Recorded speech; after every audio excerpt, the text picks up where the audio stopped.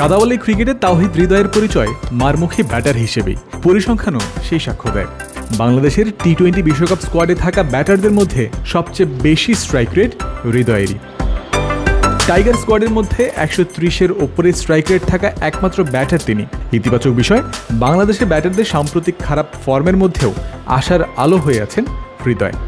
ব্যাটারদের ধারাবাহিক ব্যর্থতার কারণে ভুগতে হচ্ছে দলকে। টপ থেকে মিডল থেকে লোয়ার, কোথাও বড় রান আসছে না ব্যাটারদের কাছ থেকে। কখনো কখনো বড় স্কোর এলেও তারা হতে পারছেন না ধারাবাহিক। এই জায়গাতেই 2024 সালে ব্যতিক্রম হৃদয়। এই বছরটায় তার ব্যাটে রয়েছে ভালো ছন্দ।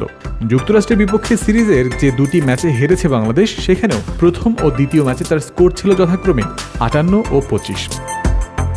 এবছর টি-20 ক্রিকেটের 10 ইনিংসে ব্যাটিং করে 37.57 গড়ে রান করেছেন 263। Strike rate 135.56। ইউএসের বিপক্ষে ওই হাফ সেঞ্চুরি ছাড়াও জিম্বাবুয়ের বিপক্ষেও করেছিলেন আরও একটা 50। এবছর তার খেলা ইনিংসগুলোর দিকে চোখ রাখা যাক।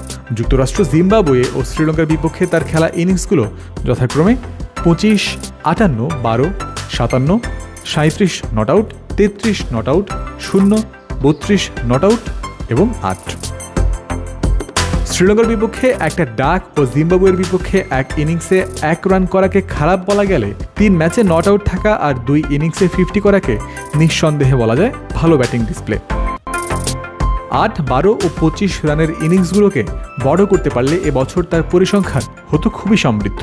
ভালো আরও একটা ইনিংস খেলার সুযোগ 29 মেও ছিল হৃদয়ের সামনে, কিন্তু ডালাসের টর্নেডোতে ইউএসের বিপক্ষে প্রস্তুতি ম্যাচ বাতিল হয়েছে। ভারতের বিপক্ষে 1 জুন ম্যাচ দিয়েই তাই বিশ্বকাপ যাত্রা শুরু হচ্ছে বাংলাদেশের সাথে হৃদয়েরও। তবে একটা বড় চ্যালেঞ্জ থাকবে তার সামনেও।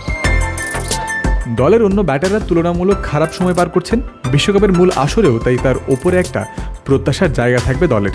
তবে মূল জায়গাতে গিয়ে যদি পারফর্ম না করতে পারেন, তাহলে বৃথা যাবে আগের সব ইতিবাচক পরিসংখ্যানই। আর যদি পারফর্ম করতে পারেন বিশ্বকাপের মূল মঞ্চে, তাহলে বাংলাদেশ দলের জন্য যেমন ভালো ফল আসতে বাধ্য, তেমনি পুরো দেশ সহ বিশ্ব ক্রিকেটও মনে রাখবে তাওহিদ হৃদয়ের নাম।